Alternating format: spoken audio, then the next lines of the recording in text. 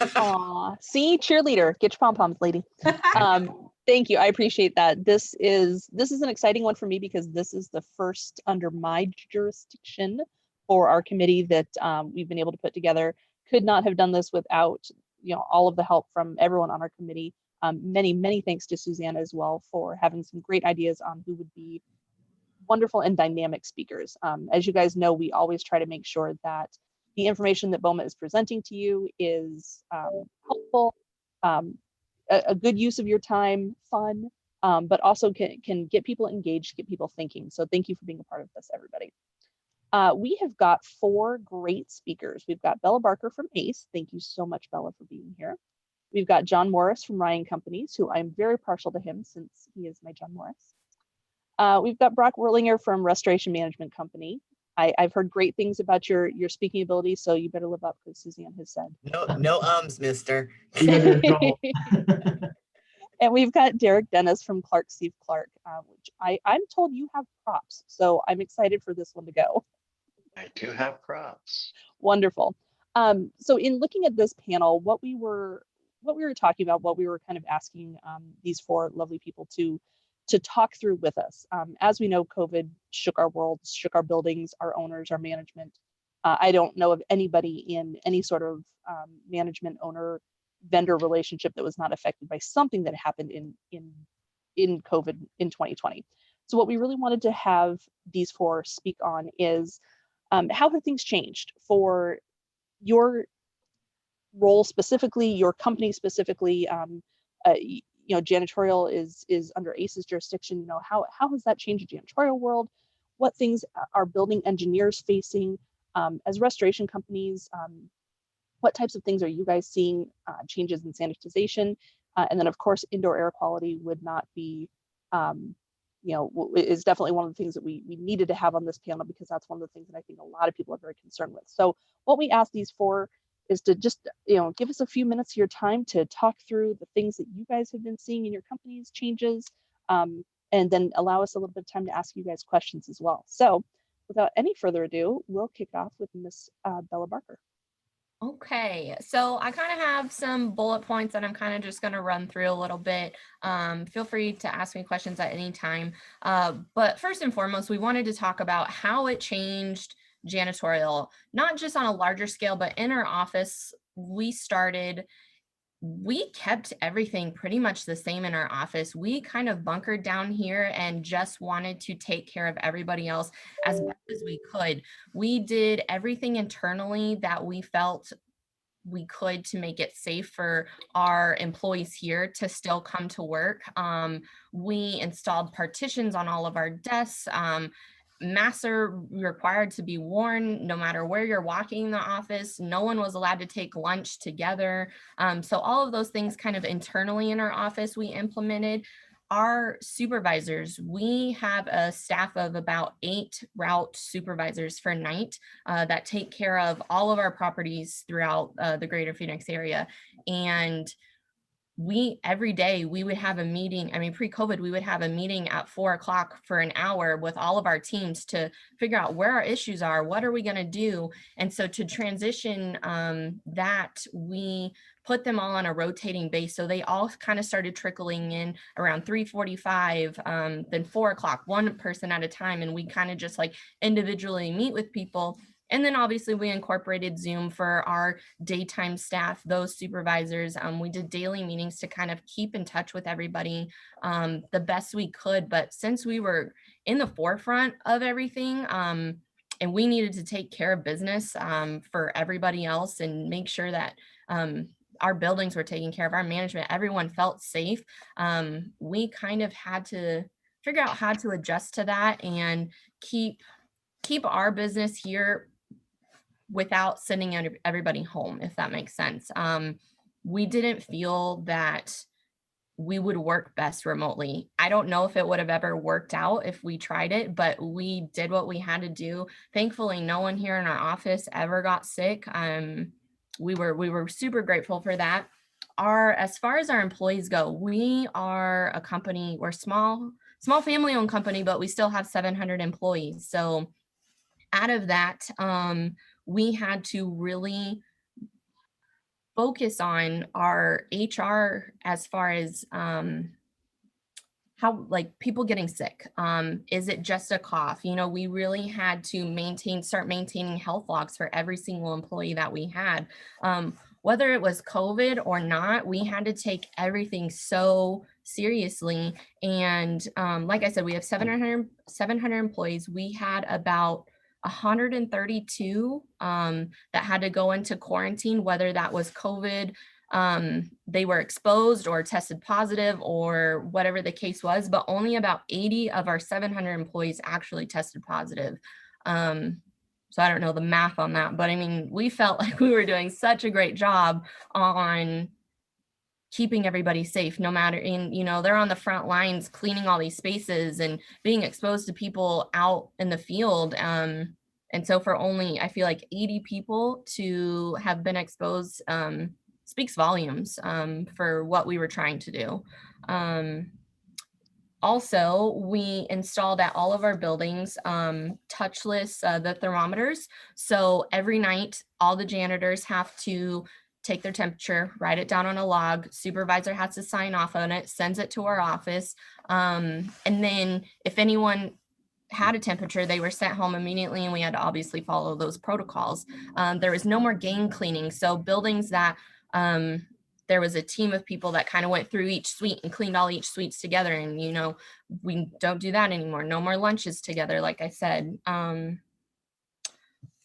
What else? So as far as what we've also had to change is we were able to register ACE as an essential worker. So right now, myself and the VP Daniel, we're working on getting all of our employees who are wanting it, we're going to get them vaccinated. So we were approved as essential workers. So we're in the process now of getting everyone who wants it a vaccination over at State Farm. So that's been huge. And just something else we were able to provide for them. Not necessarily myself but we were really worried about our teams out on the front more so than our office staff. So we're working on that currently. We just got approved maybe two weeks ago. So that's a huge step for us.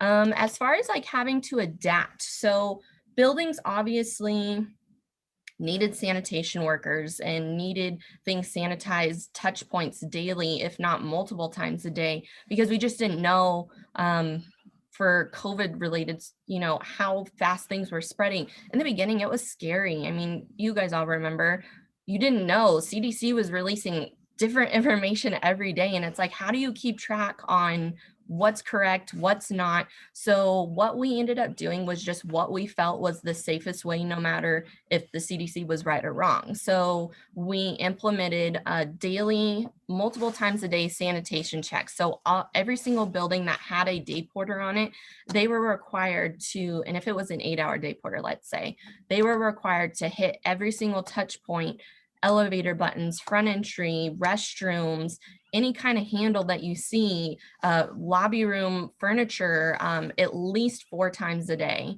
And they, at one building, we have a team of janitors, and they are required to, one person is the sanitation person, and they wear a vest, a yellow vest.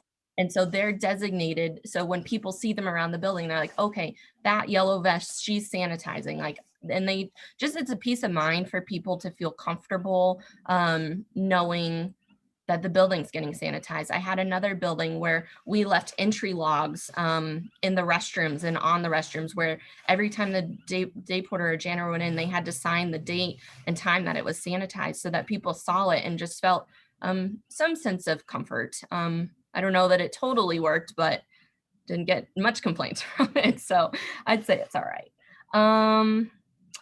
We obviously had a few challenges throughout the year. We had buildings that now aren't occupied, or the occupancy level has gone down. So that comes with a lot. So you have owners who also need some kind of relief on wanting to cut costs, because tenants are asking for rent reliefs or whatever the case may be. And they're coming to us saying, I need you to cut services. And we're at the same time thinking, how can you cut services when we're having to sanitize so much during the day? And we had to get really creative on options for people. How do we help management and the owners and also help the tenants at the same time by cutting things down?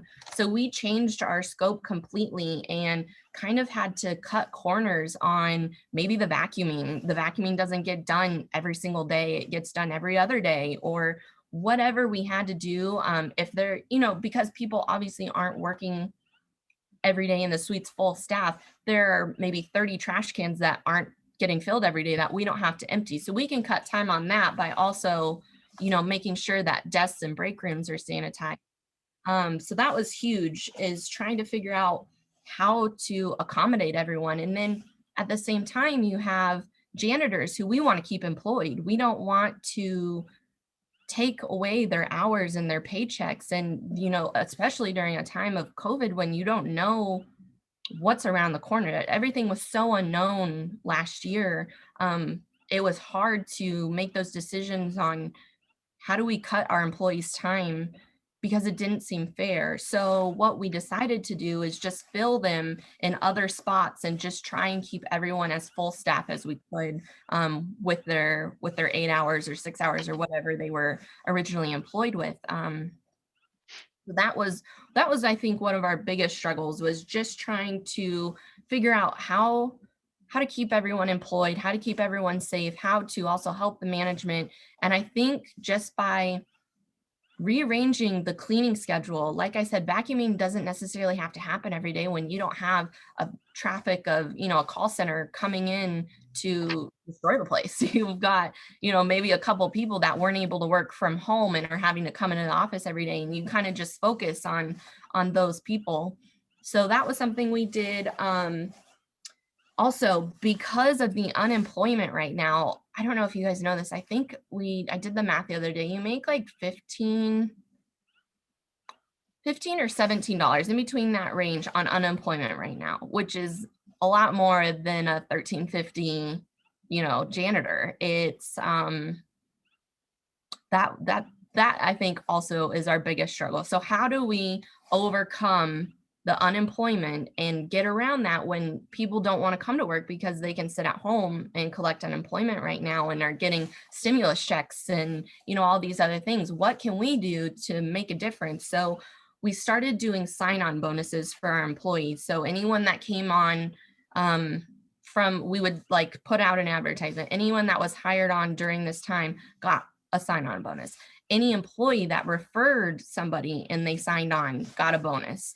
So anything we could do to kind of boost the morale and like help the people keep coming in, because it's a hard job to go and clean toilets and get yelled at, and it's a thankless job too. We do get some positives, but it's a very thankless job for employees that are making the minimum wage. It's just not fair.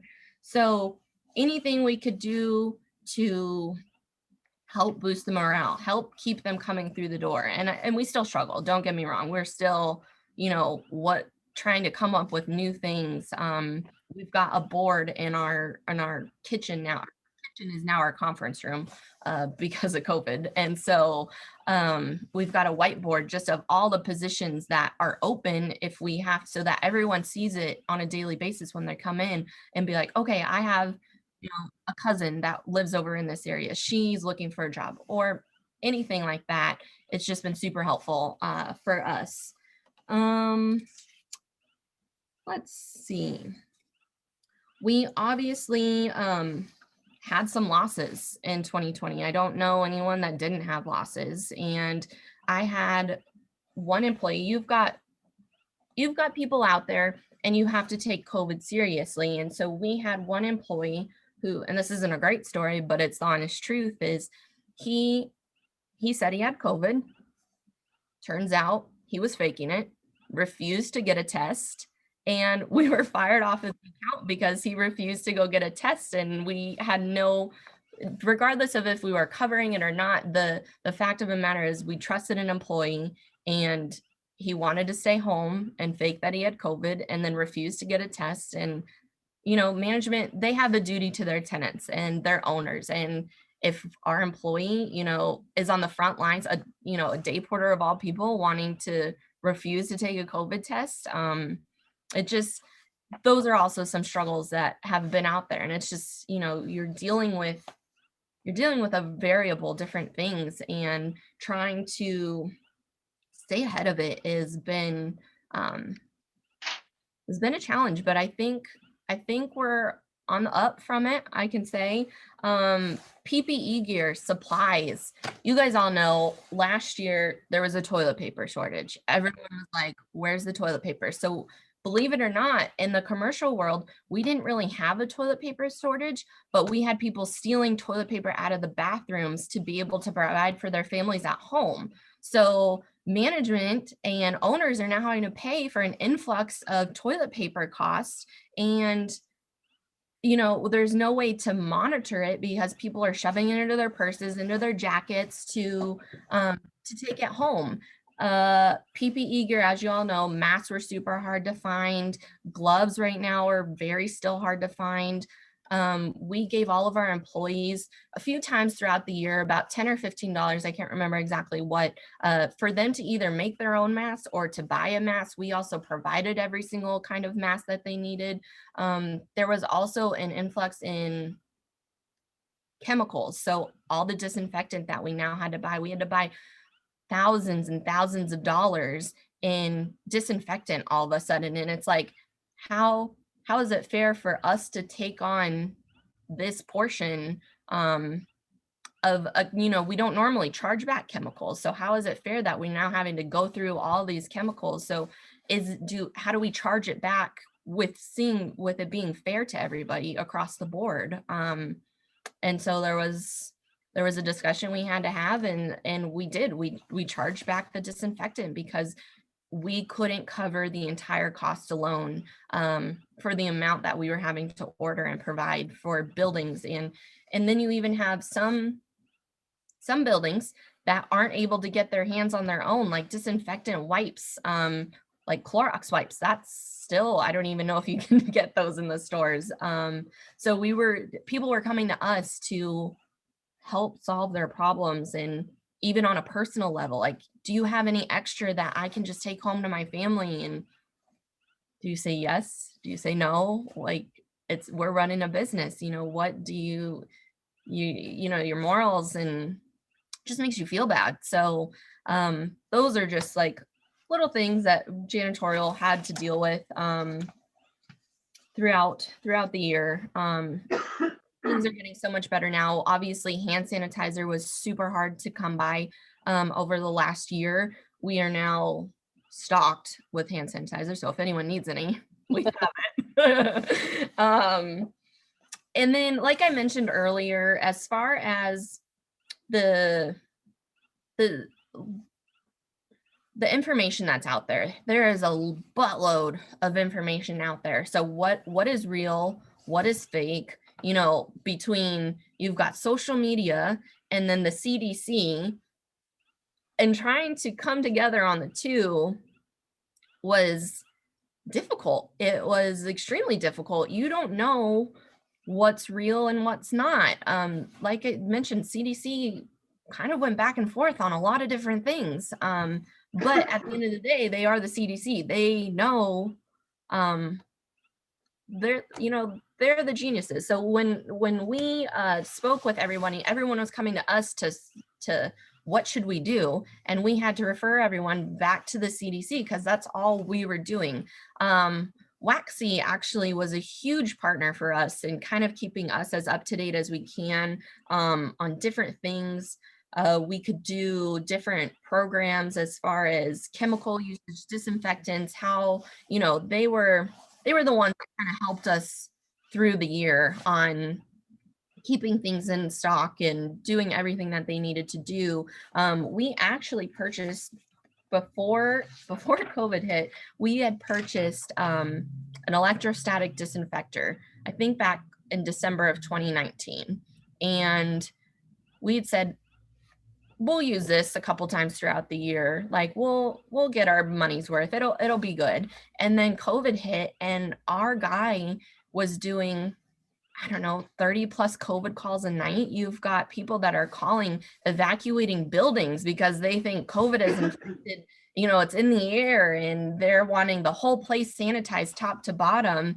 And what do? Thankfully, we had a machine that was able to help carry us through the year. We had one guy, his name is Santos. We had one guy, and he worked his tail off. He worked literally Monday through Saturday from 5 p.m. till 3 a.m. for weeks on end. I mean, just weeks on end. And during the height of COVID, I don't know how many calls I was getting. And normally I'm an account manager. I also do business development. I wasn't in the position that I am in now, where I was just taking COVID calls all day long. I'm doing all the proposals, all the quotes, and everyone wants things, and you just have to kind of go in the order that they come in. And it was challenging, but I gotta say, I'm proud. I'm proud of all of our employees. I'm proud of our office staff here that's managed to overcome it. I don't want to say that we're over it now, but we're at the tail end. I see the light at the end of the tunnel. And I think everyone just needs to hang on a little bit longer. I don't know how much longer, but I can tell you it's not what it was like back in March or April of last year when the world shut down and, you didn't even see cars on the street anymore. People are going back to work. It's slowly, but it's surely. And I'm grateful to be at the end of it finally. And I appreciate you guys letting me speak here. I haven't spoken with much other janitorial companies on the matter, but this is just how ACE has handled it.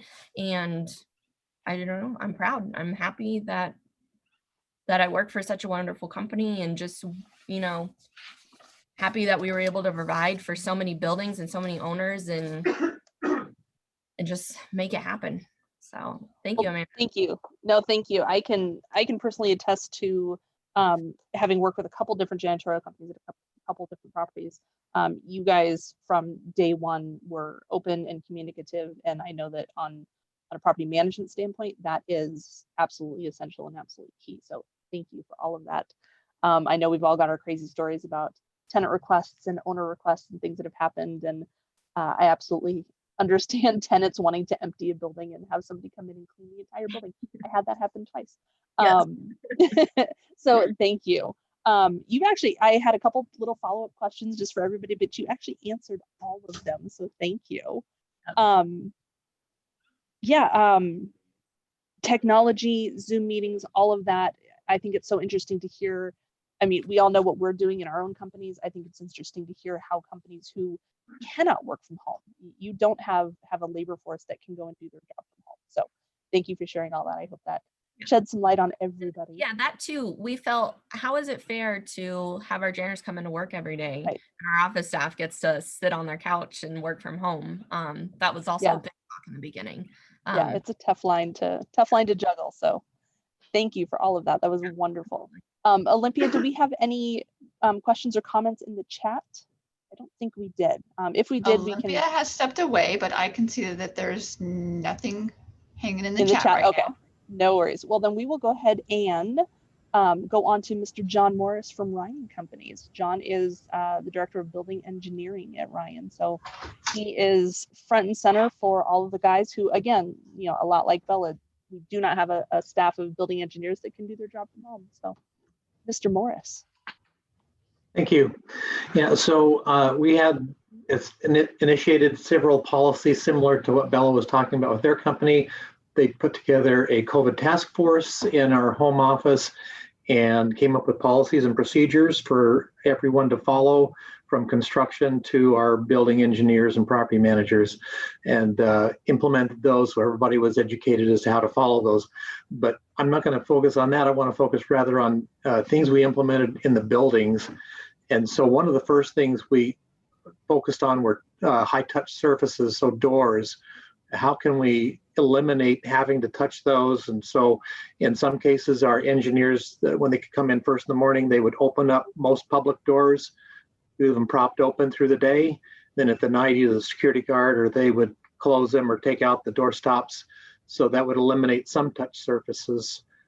We had some of our other customers that asked us to look around many of their buildings. One of them was UES throughout Arizona. We toured some of their buildings and did an assessment to determine how we could eliminate some of their high-touch surfaces as well as other mechanical things. So that was one thing that we did on our own office. We did even put an automatic operator on the front office doors so that you wouldn't have to touch those. You could hit a little handicap button and it would open or operate the door. So that aside, getting into more of the other things as we started going into and approaching what do we do to make our buildings safe and healthy. One of the first statements that I made as we did some research with the science behind that is, what can we do with the mechanical systems in the building to help mitigate the transmission of these diseases? And even to this date, I've got some good information from ASHRAE, and I don't know if all of you know what ASHRAE is. It is an association, stands for Association for American Society of Heating, Refrigeration, Air Conditioning Engineers.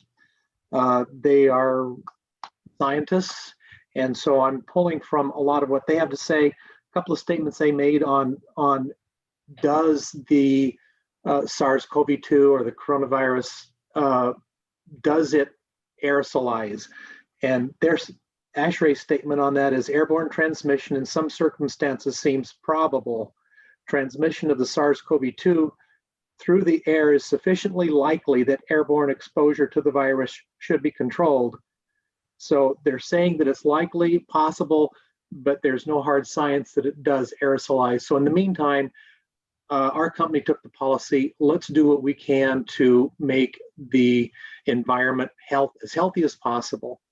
And so one of the first things we implemented was extending our operating times on our HVAC systems. So we would start like a typical office building 2 to 3 hours ahead of normal occupancy, and then extend it by another couple of hours at the end, with the idea of diluting the air inside the buildings for those occupants that still came in, and there's still some skeleton crews that came throughout. Then we also looked at our fresh air content. Was it set correctly? Were we bringing in the right amounts of fresh air? And then we had to go to a lot of the engineering calculations to ensure that we were at least meeting minimum, and then can we expand that beyond the minimum settings to bring in more fresh air. The idea, again, diluting the contaminants inside your occupied environment. And so we were very successful with that. The next step was taking a look at filtration. And so again, staying with science, the size that, as far as my research came up with, was the SARS-CoV-2 virus is about 0.3 microns in size. So then we started applying that to our air filters. And if you go by the MERV value, which is the minimum efficiency reporting value, that's the measurement where they use and to determine the quality of filtration. A filter can filter particles.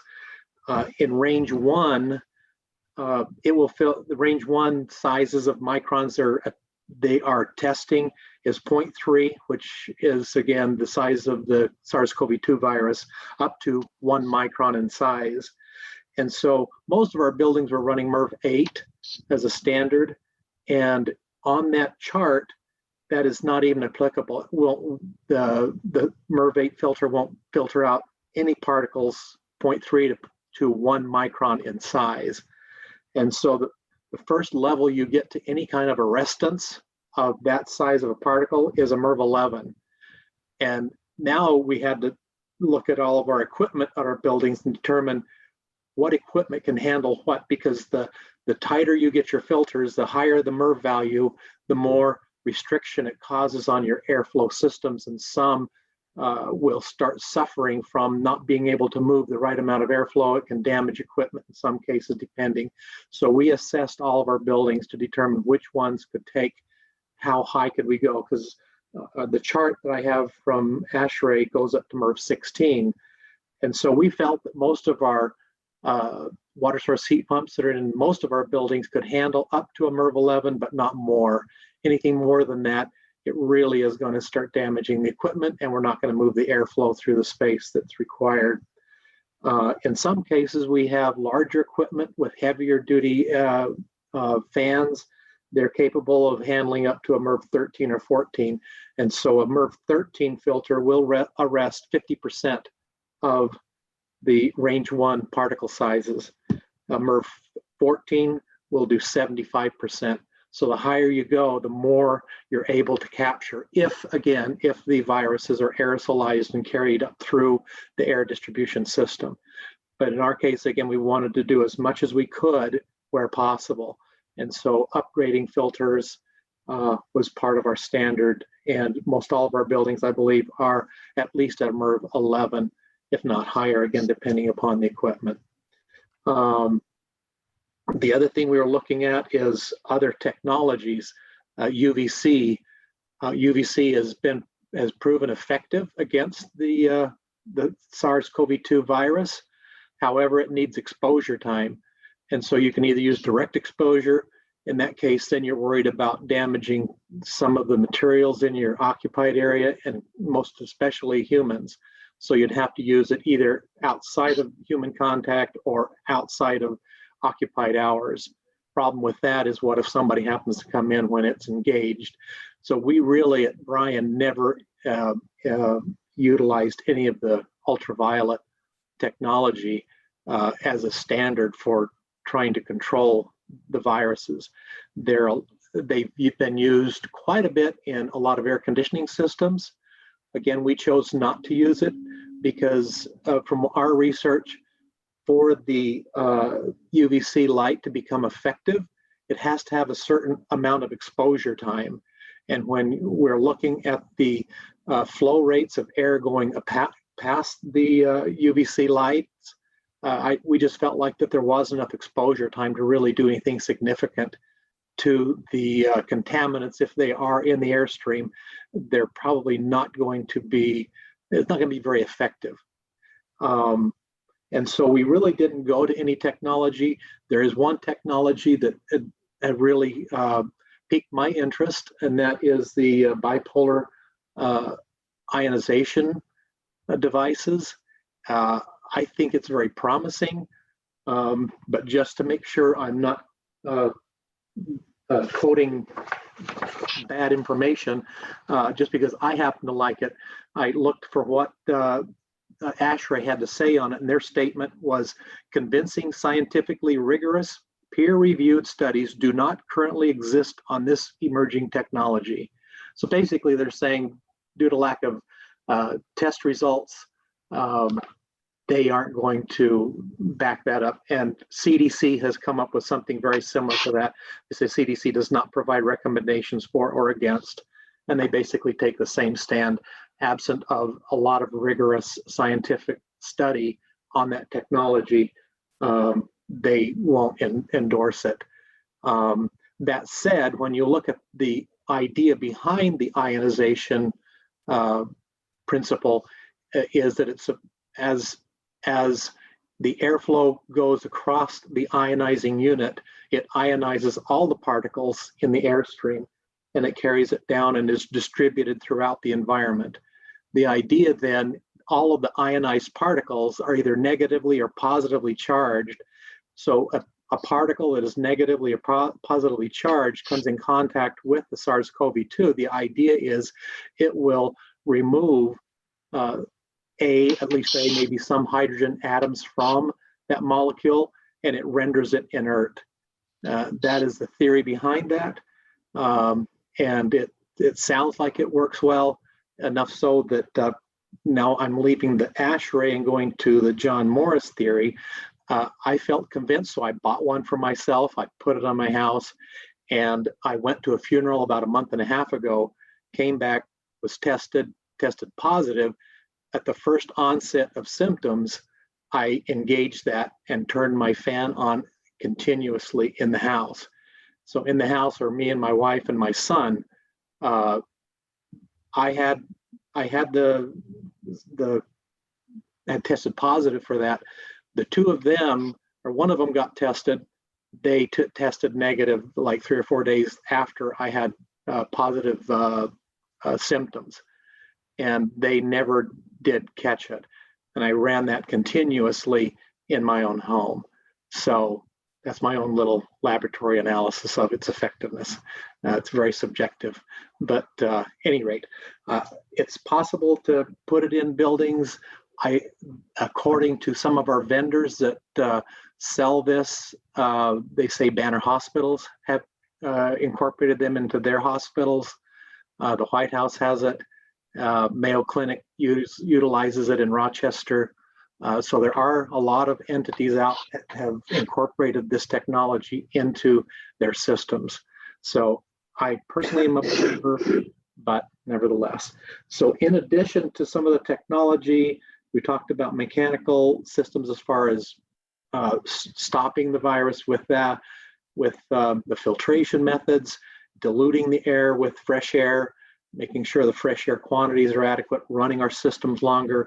ASHRAE even at one point said you ought to consider running your buildings 24/7 just to flush the systems out. So there's a lot of things that we can do.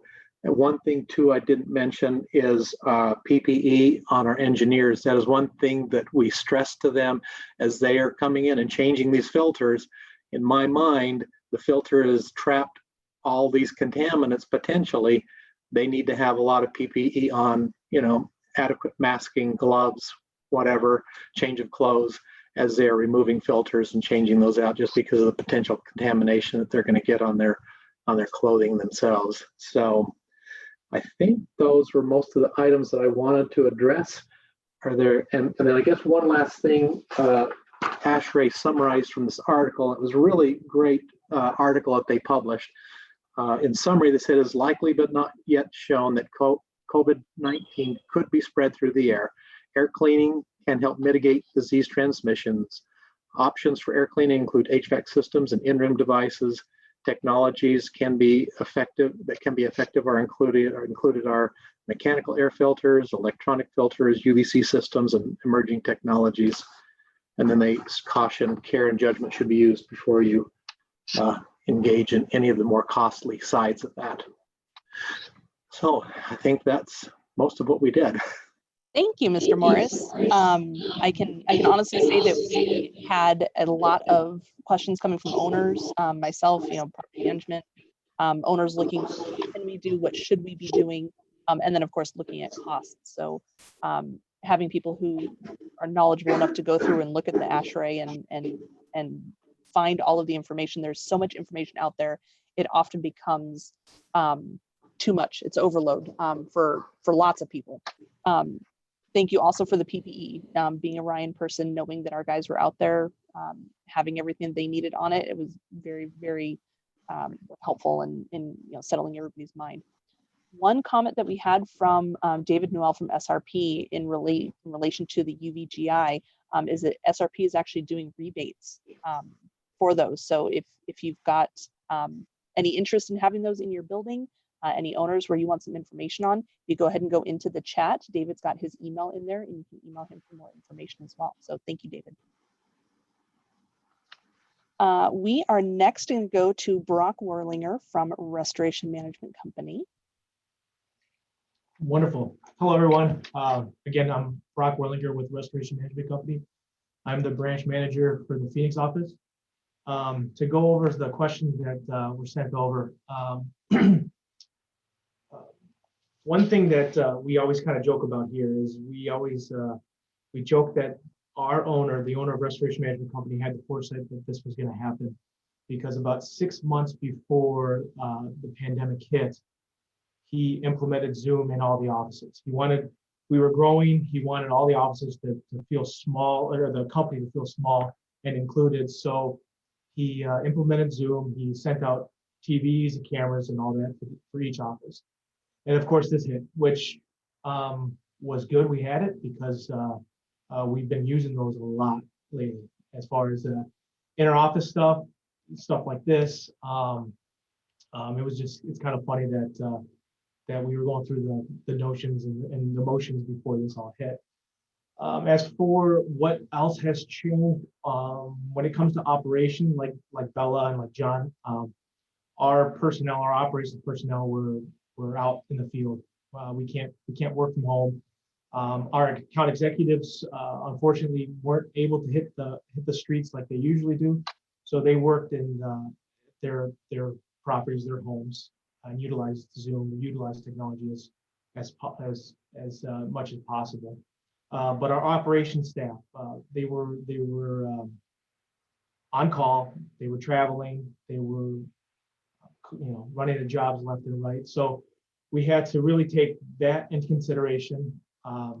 We gave them all the proper PPE to wear. Luckily, with our company and our industry, our personnel are fitted properly for that PPE. So we were set for that. So we gave them the PPE. We set up our production vehicles with hand washing stations. We followed CDC recommendations with social distancing when possible. Kind of like how Bella said during lunches, we weren't gathering together. We were spreading apart. The other thing was we are listed as an essential company. Some areas that had lockdowns, had really strict lockdowns, ran into issues with driving after curfew, responding after curfews. That's one of the challenges we felt outside of Arizona and at our other locations. So we had our lawyer draft up a letter saying that we can be there, that we are an essential worker to hand to the police or whoever if we were to get pulled over. We did also add as much filtration as possible to each of our jobs when we were working our jobs, utilizing our negative air machines, utilizing anything we could to help duct air into work areas and help push air out of work areas just to keep the airflow consistent. The other challenges, kind of like what Bella said and John just mentioned on it, the PPE, the masks, we were fighting with anyone and everyone on that. I mean, we were willing to buy masks off the street, to be honest with you. You know, if you had a box of N95s on the corner, hey, how much? It hit us hard with those types of PPE and the chemical. And then of course the PPE increased, the chemical costs increased. Kind of like what Bella said, unemployment increased, which caused an issue with us as well, because we do have our internal crew. But on certain circumstances and certain jobs, we do reach out to temp labor. When temp labor has issues finding people because they're getting paid more to sit at home than to work, we had to do something. And what it was we increased what we were paying the temp labor increased what they were paying their temp laborers, but we couldn't increase our rates because we were either in contract the agreement was with our rate. So we had to kind of meet that cost. So, that's something that we had to deal with, we dealt with, and we moved from. We don't have that situation anymore. We don't have that issue anymore. PP and chemical costs have kind of plateaued now, so we're okay there. As for information, as you guys touched, there is a lot of bad information out there. There's a lot of good, but how is it to pull it out? But what we did as a company is we always follow the CDC and OSHA guidelines as for COVID-19 and other stuff. We have a team at our corporate office that does monitor this on a daily basis and send up updates on a daily basis. As for the standard operating procedures, one thing that RMC did was, unlike some other companies, is we really halted on moving forward with any COVID cleaning in the beginning. And it's a challenge for us being sales women and salesmen to go out there and you're trying to help out a customer or client that you've been working on for so long and telling them, no, we can't do that because we've been directed by our corporate office to hang tight. But the reason we hung tight was there was so much different information out there, we wanted to make sure that what we provided to our customers was the correct way to either disinfect, the correct way to approach these reoccupancy cleanings, things like that. So with that, we do follow all IICRC, which is the Institute of Inspection, Cleaning, and Restoration Certification. That's kind of our restoration Bible, per se. They really set the standards and procedures for restoration work. We also follow the RIA, I always get that wrong, but that is the Restoration Industry Association, and they work, with the IICRC. Once they produced guidelines on how to move forward with this stuff, that's when we started to tell our customers and our clients that yes, we can provide that service to them. They pull their information from a variety of sources. CDC is one of them, OSHA is one of them, NADCA, which is the National Air Duct Cleaners Association, is one of them. And then there's a ton of other stuff where they pull their information from to set these standards and these procedures. With that, as far as cleaning goes, the big thing is when you're diving into this cleaning stuff is to use the proper disinfectant that is for the work at hand. There's a lot of disinfectants out there. It's one of those things where you always need to follow that label when you pull a disinfectant. We have a handful of disinfectants that we like to use. Some of them are certified and used in HVAC cleaning, which not every disinfectant can be released into an HVAC system. It's got to have that cert or that, it's got to be made specifically for that. Our cleaning procedures are just like probably anyone else, others. We always approach high touch points. We always follow the label on the bottle of disinfectants, which includes pre-cleaning. We always have to pre-clean the surface before we disinfect or apply that disinfectant. We clean from top to bottom, things like that we put in our SOP for the cleaning process. One thing that we've noticed is with cleaning supplies, and what we've been doing is when you get a gallon of cleaning supplies and you transfer that to a smaller spray bottle per se, having the proper labeling on that spray bottle is important. Keeping all SDS sheets with you or at hand in case someone does come, show up, OSHA shows up and they need, or someone does fall ill, having that available for anyone that is using that disinfectant, that's important. But the labeling is the more important thing, is keeping those. And I see it all the time. You go to some areas and they have just bottles of spray bottles, and you get one that's blue, one that's clear, one that's purple, and it's okay. Well, here we go. Pick which one you like. So keeping those bottles labeled is important, and again, SDS sheets are important as well.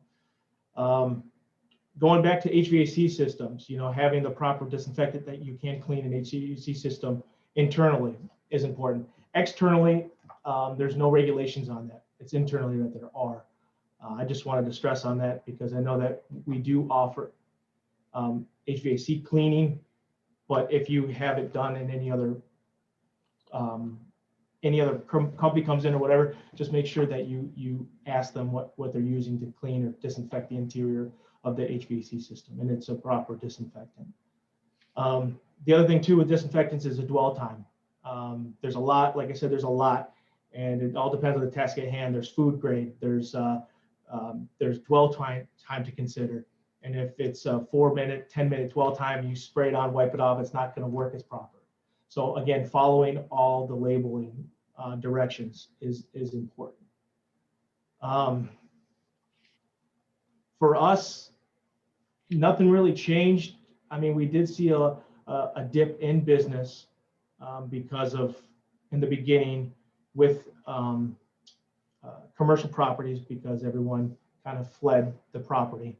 I know we had some instances in California where they had tall buildings in San Francisco that everyone left, engineers, security, everyone in the building left, and they're starting to get into them now, and they're starting to realize, okay, we had a water loss on the 15th floor. Now we have an issue. So we're starting to see that pick up a bit. But here in Arizona, we were lucky to kind of be able to, I don't know if it's lucky, but kind of pick and choose how we wanted to handle it. So, we haven't seen a dip. We've seen consistent work throughout. But yeah, as far as restoration work goes, it kind of coincides with what Bella mentioned, her challenges and how they handled, working as an essential worker. So that's what I have. Thank you so much, Brock. It's hilarious for you to say, hilarious to me, for you to mention HVAC and aerosol and cleaning. We actually had a tenant ask us if we could just spray bleach on the vents and that's going to help, right? And it's like, no, you guys have to do it properly. It has to be done Right. a certain way. I love tenant statements that start with, can you just? Because no, I can't just. It doesn't work that way. So I'm glad I'm not alone when I turn around and say, no, that's not appropriate. That's not how it works. Well, on the outside, the exterior, and Derek, you might be able to answer this too. On the exterior, it really doesn't have. There isn't, I guess, there's no regulation on what you can use on the exterior, including the vents and all that. It's in the interior that you can release it to. That you have to have that specialized disinfectant on there. That So, sounds yeah. like we could expand upon that topic and make it a lunch and learn, because that would be interesting. So we might have to tap you for that. But that's a great transition right into Derek Dennis from Clark Steve Clark. All right. Can you hear me okay? Great. All right. 2 thumbs up. Okay. So it's pronounced Dene, Derek Dene, but it looks like Dennis. And I'm so excited to be here I with you guys. apologize. There's no reason to apologize. It looks like Dennis. So I'm good with that. I'm an industrial hygienist. I've been doing indoor environmental quality and infection control for over 27 years. Holy moly. And we specialize, the firm that I work at, we specialize in helping people solve environmental problems. So we do anthrax and ricin response. We help people plan for MRSA or Legionella, but on all things, basically all things in between. I'm the inventor of a product that you can pour in your drains called sewer gas solutions that will keep them from drying out and keep sewer gas and sewer critters from coming into your building. But my primary mission today is I'm going to cover 9 things that I think are important for everybody to know. I'm going to go over them quickly. The devil, of course, is in the details. I mean, I'm teaching classes 8 hours a day on each of these subjects, but I want to get this on the table. And then I'm hoping that there'll be some questions from the group, because really this is your time to learn. I've spoken at BOMA in December of 2020 on marijuana grow houses. I don't know if any one of you, or I know some of you are on that call. So hopefully this will be entertaining or edutaining at a minimum. First thing I want to say is we're getting a lot of silver bullet syndrome questions. What's the one thing I can do, to your point, Amanda, what's the one thing I can do in my building to make it safe? And the one thing that you can tell people you're going to do is you're going to forget that there is one thing that you can do. Infection control, not just with COVID, is and always has been a layered approach. Just like security in your building is a layered approach. You don't lock the front door but leave the windows open. You lock the front door, you close your windows, you close your garage door, you park in your garage, you lock your car, you lock the door between your car and your garage. Maybe you have an alarm. Maybe you have motion sensing lights. Maybe you have your neighbor pick up your newspaper. All these things together provide a security plan. Infection control is the same way. Just wearing a mask is not going to make you safe. Just disinfecting high-touch surfaces is not going to make you safe. Just bringing in additional outside air. Instead, we don't call it fresh air in my business, because if you live near a dairy, it could be dairy air, but we call it outside air. So, so anyway, there's not one thing you can do. Infection control is a layered approach, and it's everyone's responsibility. It is not just the building manager, building owner, security person, janitorial staff. The occupants have a role to play in this, and you need to make sure you do that. All right, so focusing on fomites. Fomites are things you can touch that cause disease. Is one of the downsides, I think, to this whole COVID thing. People are focused on fomites heavily and mask wearing. That's really all you hear about, but there's a lot more to it. And what you don't hear is the responsibility of the tenant to put their best player on the field. Personal health is one of the most important things you can do to keep yourself from getting sick. And if you get sick, to recover quickly. And so if you have a wellness program at your facility, that's the where you want to get that messaging across, is that, hey folks, we want you to be healthy. We're going to do our part to make the building as safe as possible, but you need to do your part. Exercise regularly and eat right and sleep and don't do drugs and all of those things. There's not a lot of responsibility on that. And no matter what you put forward, if you give people respirators, but they wear them like this is the respirator necklace. It does not help them. They have a personal responsibility to put it on. OSHA says that you have to provide training and education and the tools to protect employees, but it also says employees must follow your safety protocols by doing what it is you ask them to do. And so don't be afraid to call out the people who are calling you out, is my point to here. There's not enough emphasis on making people stay home. If people feel sick or are unsure if they're sick, they should be encouraged to stay home. This is the way that diseases are spread, is sick people come into unsick populations. And then ventilation is probably, I spoke as an ASHRAE fellow a few years ago. I was an ASHRAE member, and they're doing a great job, but the word is not out. Your building mechanical system is one of the best ways to protect people, and your custodial team are some of the most important people in your building. But ventilation, you want to have as much outside air as you can tolerate. Bringing in outside air in Phoenix has an energy penalty. Bringing in outside air in Florida has a humidity penalty. So you can't just bring in all outside air, but you have to bring in as much outside air as you can, because outside air is the way that we protect people in buildings from things that you can't otherwise remove. If you have a can of gasoline in a building, you don't give people respirators. You take the can of gasoline outdoors. That's called source control. That's the number one way to get rid of problems in buildings. But you can't get rid of people if people are the source. So body odor, communicable diseases, perfume, the smell of the bathroom, the smell of a janitor's closet, the smell of your kitchen. If someone's cooking popcorn at 10 a.m., everybody's going on break to eat, right? Ventilation plays a huge role in protecting your facility, your occupants. Outside air, ventilation with outside air is important. Filtration. John had mentioned filtration. You don't need a HEPA filter. I mean, these are HEPA filters. They filter 99.97% of 0.3 micron size monodispersed particles. This is an N95 and this is an N95. These filter out 95% of 0.3 micron particles. Why is 0.3 micron the focus?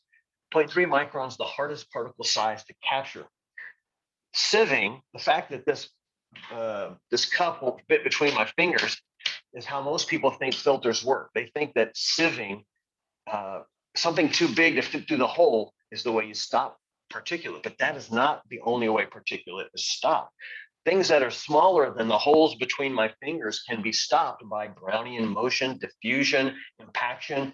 So having the best filter in your system that it will tolerate is a great idea. And John, you hit the nail right on the head. I'm totally in line with ASHRAE on this. And then having your systems run longer, if possible. Start up earlier, run them longer. That's definitely on point, because the solution to pollution is dilution, especially, again, if you can't get rid of the source. Obviously, if you could, you would.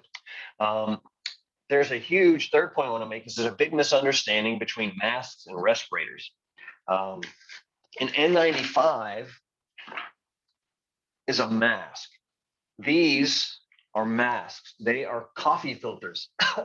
Coffee filters, thank you. They protect the environment from you spitting directly on people. That's all they do. They don't offer the wearer protection. They offer the community protection. Even a KN95, people think, oh, that's a KN95, and this is an N95, and they look similar. This one is proven to remove 95% of 0.3 microns that are particles that are monodispersed. This is not. This I can pass a fit test with. I can challenge people to make sure the respirator is functioning. This is just a mask. I can't get people to pass with a KN95. So keep that in mind. They do not offer the same protection. Now, it is possible that an N95 that wasn't submitted to NIOSH may actually be protective, but that would be a fluke, not the rule of thumb. N95 will say NIOSH N95 on it. So there's a big misunderstanding about masks and respirators. One of the things is if you're going to put your employees in N95s, this is an N95, this is an N95, this is an N95. You have to do 3 things according to OSHA, because these are actually respirators, not masks. If you put your employees in a respirator, they need 3 things. A respiratory protection program that's written. So if that's sort of something as a document you keep on site that says, these are the kinds of people that are going to wear these devices. Here's how we train them. Here's where they get them. Here's how often they replace them, etc. That's an OSHA regulation. The second thing they need is a medical release. You can't, these are very restrictive when it comes to breathing. This is an N95 with an exhalation valve. This is not really being used for COVID situations because it allows the air to accelerate and blow out into the community. So this respirator actually works both ways. It keeps particulate from coming into the wearer, but it also keeps the wearer from ejecting particulate into the environment. So it's very restrictive, especially if you're wearing it properly. Like, I can't wear this. Why can't I wear this? I have a beard. OSHA says you cannot have facial hair and wear an N95. That's a violation. Just so you know, this year alone, OSHA's issued $4 million in citations for N95 respirator for the things I'm talking about. So if you want to save a buck or two and you want to protect your workforce, you know, these are good points. So again, the N95 needs a respiratory protection program, a medical release that says you're not going to die if you put this on. You're not going to have a heart attack if you put this on. There's a form in the respiratory protection standard, which is 1910.134. I can help you with that later if you need it. But that basically says you have both your lungs, you're not asthmatic, you're not claustrophobic, and then a physician or licensed healthcare professional signs off and says, okay, Amanda can wear that without dying. You have to have that. The third thing that you need is a fit test. And when you do fit test, basically you put the respirator on the individual and you challenge them. So you use a smoke that basically they can taste. Bitrex or saccharin is the stuff. You aerosolize that. They wear the mask or the respirator, and if they can taste the substance, that mask does not fit them properly, so it needs to be adjusted. Well, with these, there's really no adjusting. With these, you have a lot more options. You have to fit test with this respirator too, but you have to fit test with this. With this, you can adjust. This really, you can't really adjust. So you need a different size, make, or model. And so every size, make, or model that you have at your facility that your employees could use, they need to be fit tested on. Maybe they can only wear this one. Maybe they can only wear the medium size of this one. If you need help getting them, this is a big problem. A lot of people can't find PPE. That's one of the main things we're doing is we're just connecting. We're grabbing Amanda by the hand and we're putting her into the hand of a supplier that can get a medium or small size. I mean, we're doing hospital work, senior living center work, and a lot of the nurses are this tall and their faces are this big. And so when they put this on, it looks like this. You've got to get the right size device. All right. So that's respirators in a quick nutshell. Next thing, misunderstanding of disinfectants. Brock did a great job talking about this. Safety data sheets. Any chemical you have on site, you have to have a safety data sheet. Not an MSDS, but an SDS. 2012, they changed the OSHA laws, so it has to be a safety data sheet specifically. So check your book and make sure that if you have an MSDS, you throw that away, you get the SDS, safety data sheet. The products need to be list N or EPA registered for use on COVID-19. Well, there's not but about 3 products right now that are EPA registered for use for SARS-CoV-2, COVID-19. So you have to defer essentially to the list N for emerging pathogens. That's the equivalent of using a shotgun to kill a fly, but that's what we have to use. It protects your people, but it also protects your liability. So list N, you want to make sure the products you're using for disinfectant, your janitorial team's using for disinfectants are on that list N. And you use them, as Brock said, in accordance with the manufacturer's specification. You must pre-clean the surface. You must apply it at the right concentration. The bottle must be labeled, and it has to be on the surface for whatever the dwell time is. So the dwell times range from 30 seconds to 10 minutes. And it needs to be applied on a surface that it is registered for. As Brock alluded to, you can't just apply any disinfectant anywhere you want. Some things are food safe and some are not. Some are for use on non-porous products, some are for use on porous products, some are for use in laundry. So you have to make sure that you're using it on the right surface. In addition to that, the way you apply it, some things cannot be applied through a sprayer. They must be wiped on.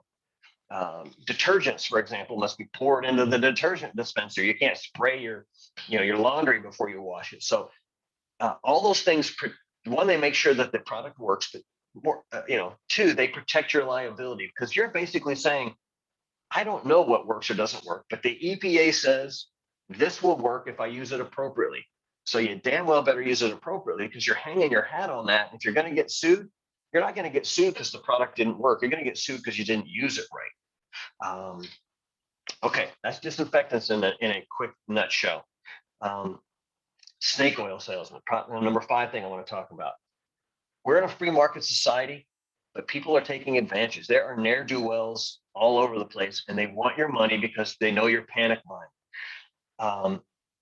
There are counterfeit N95s. If you can get N95s and they're $1 and they're supposed to be $10 a piece or $5 a piece, buyer beware. There are 40 hospitals in Washington right now that have fake N95s. And Homeland Security is trying to prosecute the importers of these devices and the distributors of the devices. But you've got to be buying from people you can trust, that are reputable, that are going to be able to stand behind their product. And those fakes, they look pretty close to real. There are people selling walk-through disinfection corridors, right? So you set up this tent outside your building and people walk through and it sprays them with disinfectant. You can't spray pesticides on people, but people are selling these devices. So there's lots of products that are coming to the market. If you need help deciphering the wheat from the chaff, because there are good innovations. I'm not saying that innovation is not good. There are lots of good innovations, but you have to judge them with a very discerning eye. I know that Mr. Morris was talking about UV. UV is a good disinfecting tool in some cases, but he mentioned that it's hard to get the air. So with any radiation that you use for disinfectant, it's all about time, distance, and shielding. It has to be long enough exposure time to have the desired effect. It has to be close enough to have the desired effect, and there can't be anything between you and whatever it is you're trying to disinfect. And if it kills bugs, this is a big picture thing, the theory of unity of biology. If it kills bugs, it kills people, right? Every 2 years, there's a new disinfectant, there's a new pesticide, and they say, oh, that malathion or that DDT, that was bad stuff. But this special sauce, this is the goods. No, if it kills bugs, it kills people. So that's why things like UVC or your ionization, your bipolar ionization, some of the bipolar ionization devices, one, they kick off ozone. And so you have to deal with that. If they're strong enough to kill viruses and you inhale them, they're probably bad for your lung tissue. And so keep that in mind. When you're using any of these tools, there's an appropriate use for all these things. But if it's bad for people, like lead-based paint is an excellent antimicrobial coating, also kills people, right? Arsenic is a very good treatment for lumber so that you can keep bugs from eating it. But arsenic is also bad for people. So keep that in mind. All right. Number 6, vacancy issues. We're seeing buildings that were not designed to be vacant for extended periods. And Brock alluded to a small water leak that would have been noticed immediately, went unnoticed for extended periods of time. Now you have mold growth, structural damage. So the cost of these things is more expensive. Legionella, your water system. You have to add water to your pool. You have to add chlorine to your pool regularly to disinfect the water. You don't add it once and forget it. Well, the city adds chlorine to the water when it comes to your building. But if it sits in the pipes for a long time, the chlorine dissipates. And then you get The water coming in your building is not sterile. It contains all kinds of bacteria and viruses and other things, including Legionella pneumophila, which causes Legionnaire's disease. Dry traps. I know it's a little self-serving. Again, I make a product that keeps traps from drying, but we have so many buildings we go to where they think they have a natural gas leak or a big cockroach problem.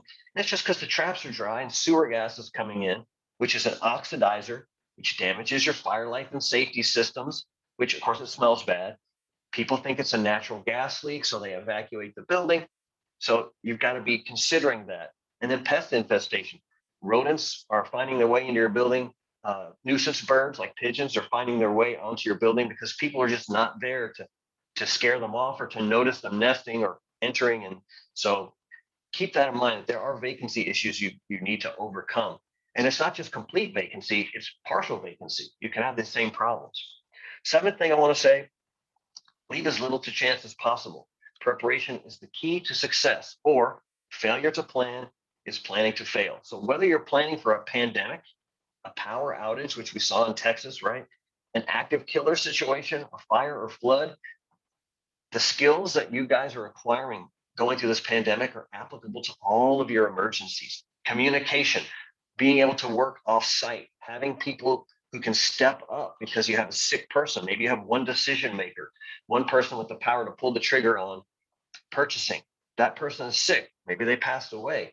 And you need to have an emergency plan. I don't have time to go into all of that, but the skills you're learning now apply across the board.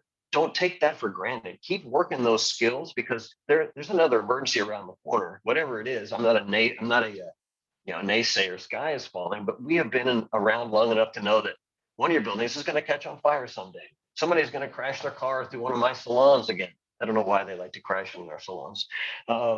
So you just have to have a plan in place. Now, it may not be pandemic specific, but the skills translate. The ability to be flexible translates.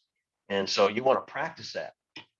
Eighth thing I want to talk about, there are two types of solutions: the real effective solutions and the perceived solution. And you, as a facility manager, as a business owner, as an employee, whatever you do, you have to address both. You can't just tell people, hey, I fix it, it's done. You have to address the perception that it's done. So I often say, if you're doing something to your air conditioning system, people don't believe you. But if you just wipe the register clean, people will think the air quality is better. The air quality is not improved. It's just the register has no dust on it. I'm not saying be disingenuous. What I'm saying is consider the actual remedy and consider the perceived remedy and make a plan to address both. And then the last thing before we go for questions is austerity measures. I carry 2 tourniquets on me wherever I go. But if I didn't have a tourniquet, I would use a t-shirt. I have a fire extinguisher here that's expired. Do you know what I'm going to do if there's a fire? I'm not going to look at this label and go, this is out of date. We can't use this fire extinguisher. I'm going to use this fire extinguisher to put out a fire. When it comes to pandemics, you're going to have to do stuff that you would never do before. We are reusing disposable PPE. I'm an industrial hygienist. I'm a safety guy. You don't reuse disposable PPE unless you have to. And then you do what you've got to do.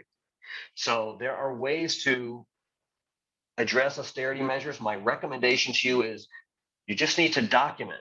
We could not get PPE that we needed, so we issued bandanas, or we are reusing N95s, or storing in a plastic bag for 5 days because we know that after, or maybe 7 days, we'll say 7 days, because after 5 days, the virus is no longer active. And so you can use time as a disinfectant. That is a tool. You don't always have to come in with chemicals. You can just evacuate a room for 2 weeks and you should be fine. So don't be afraid to deviate from a standard, but document why, when, how, and when you no longer have to deviate, move back into whatever mainstream would be. So like I can get any size and any type of N95 right now, but 6 months ago, I couldn't get them for my clients. I couldn't find them for you. I couldn't find them for my people. So hopefully that was enough to get your juices flowing. Good job to all the other presenters so far too. So. That was awesome. Thank you so much. amazing information. I know I've got a ton of things going through my head going, did we do this? Did we do this? Did we do this? One of my biggest questions that is still sticking out in my brain is um, I manage a building where we have a lot of different people, all different political beliefs, all different, social beliefs, people who come in and say, I can't wear a mask because I'm not allowed to, because I have a heart condition, this and this. You were referring to masks versus ventilators. Explain. If Okay. somebody can't wear a ventilator, I get it.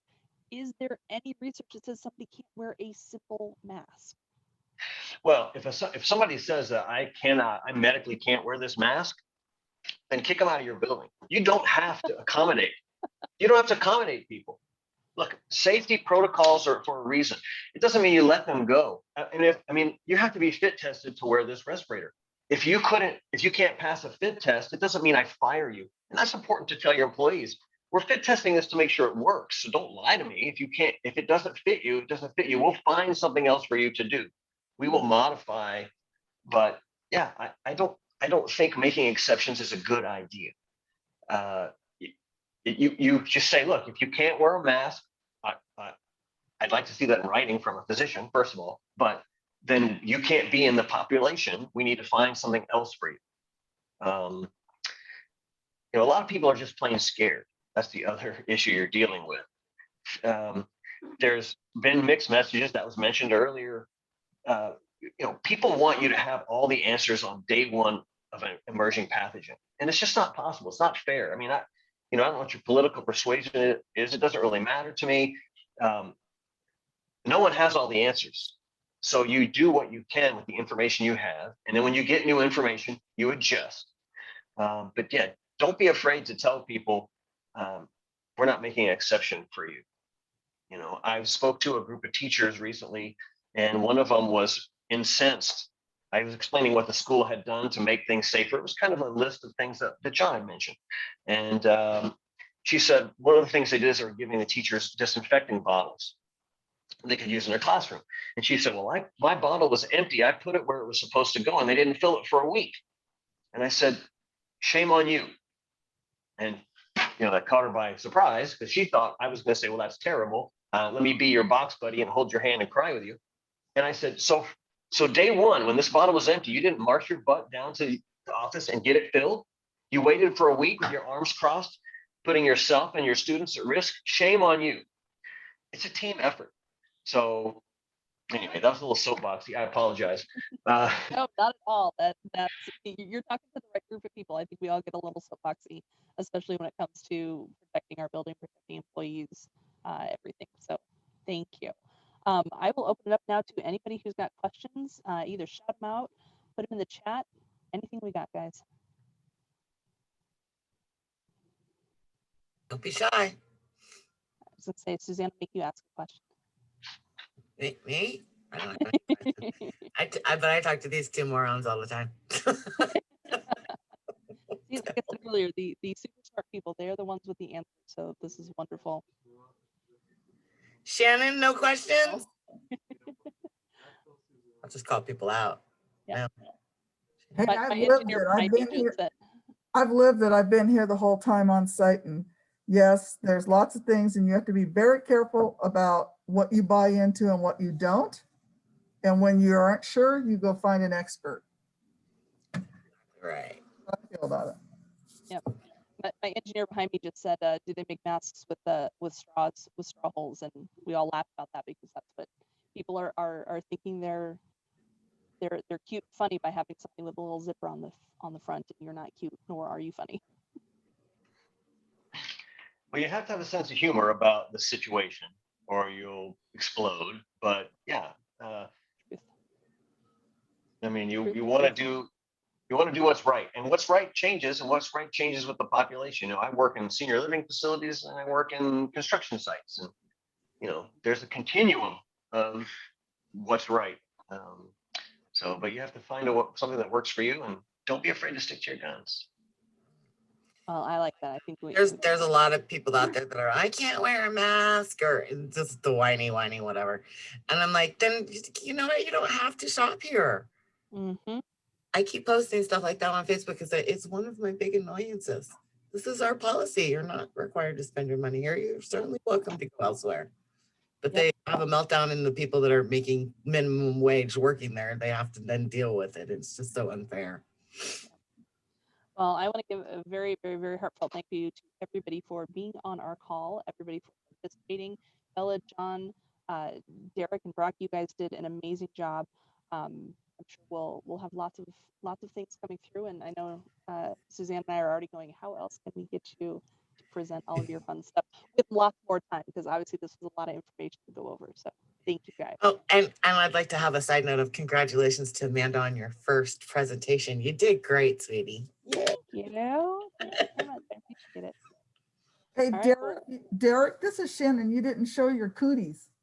Oh, I know. I forgot to show my cooties. I was going to say, when you're trying to verify cleaning, there are some very inexpensive tools that you can use to help your janitorial team ensure that they are getting everything cleaned that they're supposed to. And so you can see my hand, I hope. Can you see my hand? Yes. Okay. And Yes. it looks clean. But then if I use my black light, can you see that it has got a substance on it? Not So you're nasty. So I know. So you can apply this type of stuff to the surfaces that are supposed to be high touch cleaning, and then you can go back through with a black light, and it really helps teach your employees what they're doing right. High five or virtual high five, right? Where they have room for improvement, because maybe they missed the spot completely, which means it may not be on their radar, or when they're cleaning, they may not be getting it all. I mean, these are flat mops, if you can see that. Hands are awesome for cleaning stuff that is oddly shaped. But if you're cleaning a wall is flat, use a flat mop. This way you don't have to get on a ladder or bend over, and you're getting equal coverage. So if you use this type of substance that I have on my hand on a wall, you can show somebody how much better this type of tool is versus hand cleaning. It's also much more efficient and faster, but they make them in all shapes and sizes. And I love these things because most of the things in your building are flat. Most of the surfaces you're disinfecting are flat. Not all of them. Doorknobs are not, but the door is. Desks are. Walls are, etc. So, pick the right tool for the job. Don't work harder, work smarter, right? So, but yeah, the substance, if anybody wants to know about it, shoot me an email. I can get you set up. You need a $10 black light. This one's a $30 black light, and $5 worth of this goo, and you can show your team where they're winning and where they have room for improvement. Well, I do have everybody's email addresses, so I will send that out to anybody who is interested. I think that'd be a good exercise here. All right. Well, with that, guys, I think we are adjourned unless anyone's got something they want to chime in. Go right ahead. Olympia, I'll leave it to you. We are good. All right. Well, thank you. Thank you. Thank you Thank all. you, everyone. Thank you, everyone.